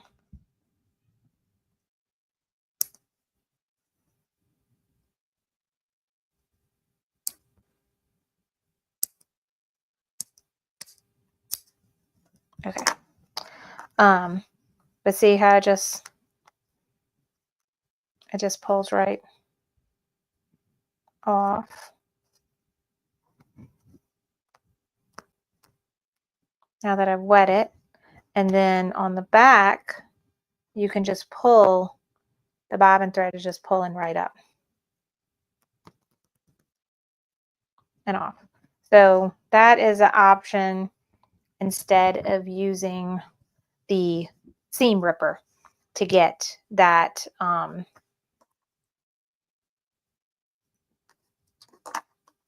that basting stitch off. Okay, that's just that background quilting design. All right, so once you do that, then this is where the orange pop rulers come in. Like I said, they have two sets. They have a rectangle set and a square set. This is nice to have. You do not need this for this project. I bought them a long time ago when I got the spring showers quilt, so I already had them. And I could tell you the first few times I used them incorrectly, and it made me not like them. But now that someone showed me the right way to use it, I do like them better. And I will show you that. But if you are not using orange pop ruler, you are going to use where your batting stitched. That is going to be your guide. And you're going to take your ruler and cut it a quarter, line up your 1/4 inch line on your ruler with this stitch line, and you're going to cut it a 1/4 inch like that, and then do that for every side, so that you end up with a 4.5 inch block. That's where the orange pop rulers make life a little bit easier. Now I've seen people do this and they just center the scissors, but I find it's easier to turn it on the back, and now you can see your batting stitch line. This is your 4x4 right here, And now I can make sure, okay, I got equal distance from this stitch line to my edge of my ruler. So that's what I'm looking at. Okay, rotating cutting mat makes this great so that you can turn it and use it. And in order to turn and use it, I got to make sure nothing's in the way. So let me move on my junk so that this can turn freely. Okay, this is a Fisker's one. I got this on Amazon or Sewing Machines Plus. I don't remember. They sell in both places. So I'm just going to center this. I can see the center a lot better when I can see this outline block. The first time I did it, I was starting here. The way this thing works is it's got it to where you could run your rotary blade around all edges, and it's got space to go beyond it so that you get the cut right. They have little rubber stickers you can put on the bottom of them so that when you push it, it's going to be grippy and not move.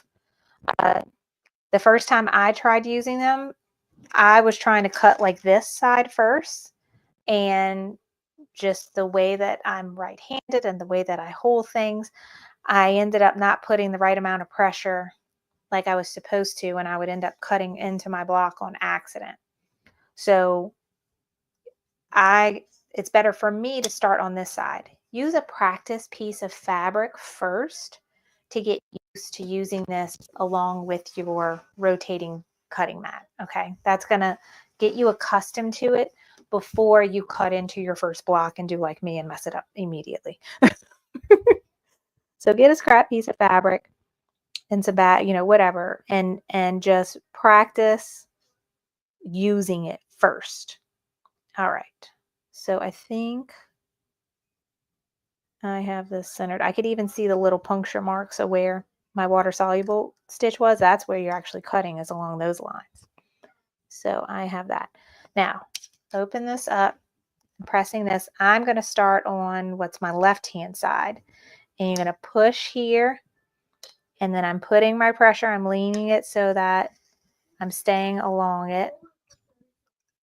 And I need a new blade on my rotary cut, so I'm going to do this a couple times just to make sure. Okay, then I'm going to turn my mat, and now I'm going to do this one.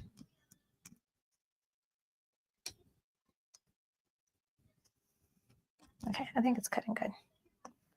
And then turn, hold. Just make sure your fingers stay out of the way.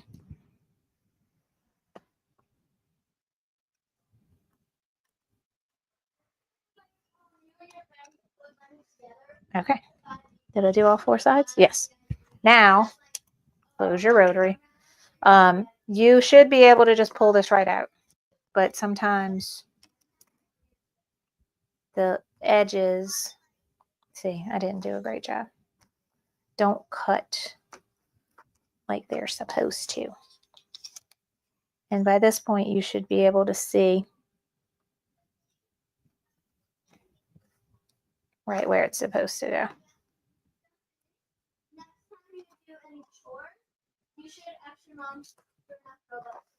Oh, Lord. I hear him talking about the video game. Okay, this is just a thread. Okay, so that is my now 4x4 block cut out of my background fabric. So you can see, you're cutting it bigger than you need it to be. And now this is one that I already did. So, yay. So you're going to do that for all the rest of your blocks.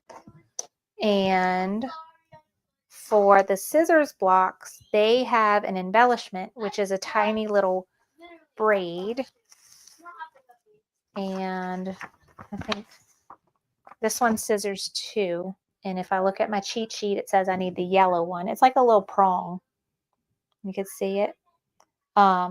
So I just so happen to have this. I got this from Becky at Power Tools with Thread. Her husband makes these, and he gave this to me when I met them at the Everything Embroidery Market a few years ago. But one side is a seam ripper. And I think you can he makes these and you can order them on her website. And then one side is an awl or a stiletto. But I think this is going to work perfectly to puncture a hole. You see that little hole in the thread right there? In the scissors, I'm just going to puncture that. Yes, I'm still recording. Literally 5 more minutes. 5 more minutes. It can wait 5 minutes. Yes, it can. Don't tell on your sister.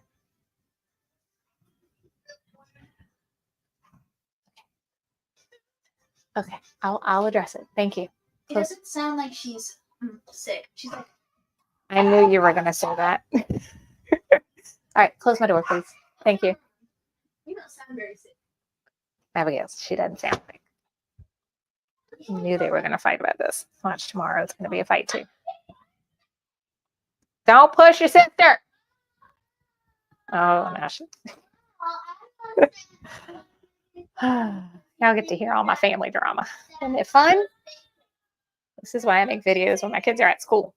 This is why we don't do Friday nights anymore. Okay, so poke that through the little hole there. And then I'm going to take my little braid thing. And then on this side, it's got prongs. You're going to be okay, Abigail.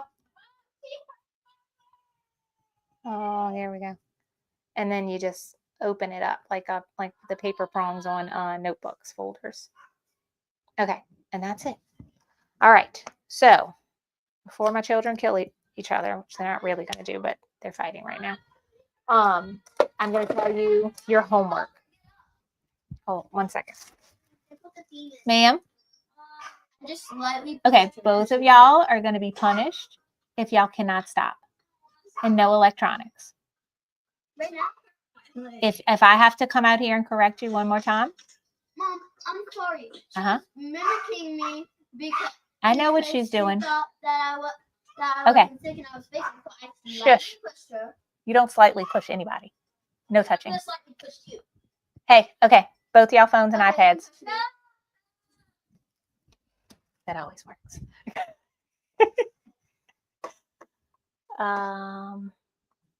Hi. So much fun here.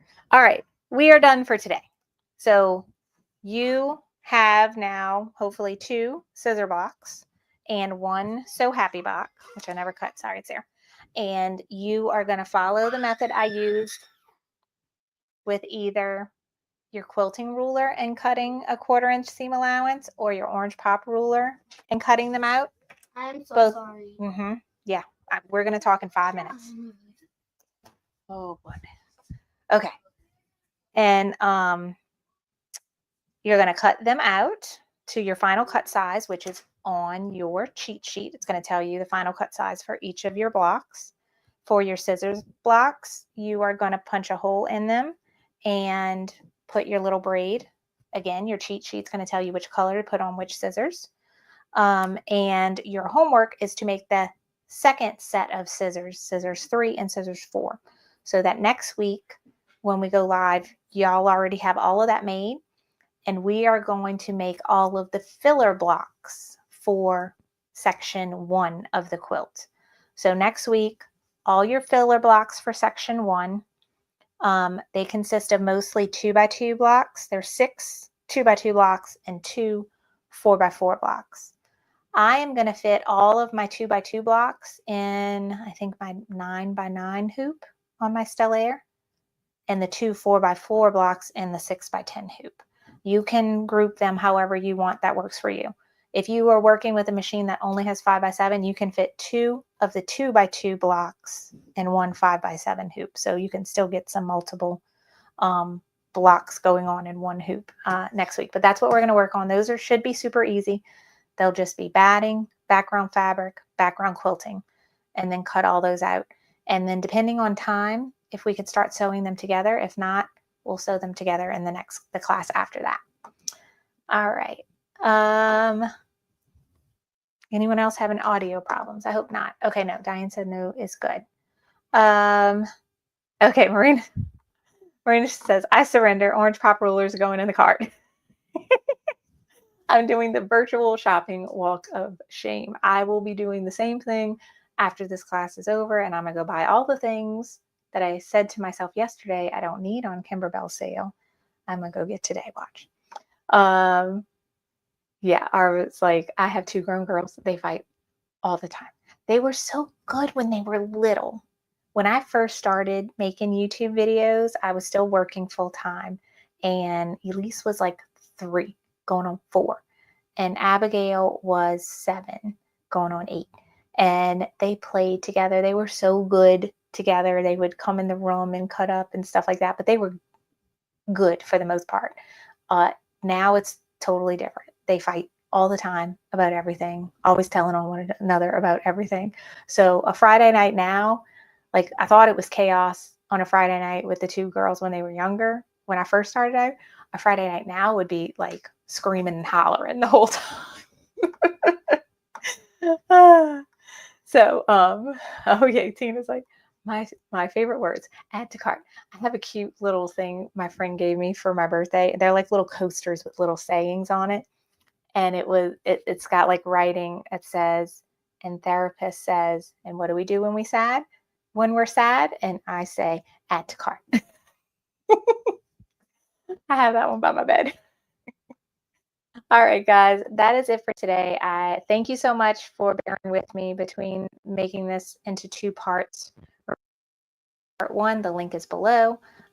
This is part 2, where we actually stitched everything out. In part 1, we went over things, including supplies, thread, and how to make the design brilliance if you're doing more than 1 block.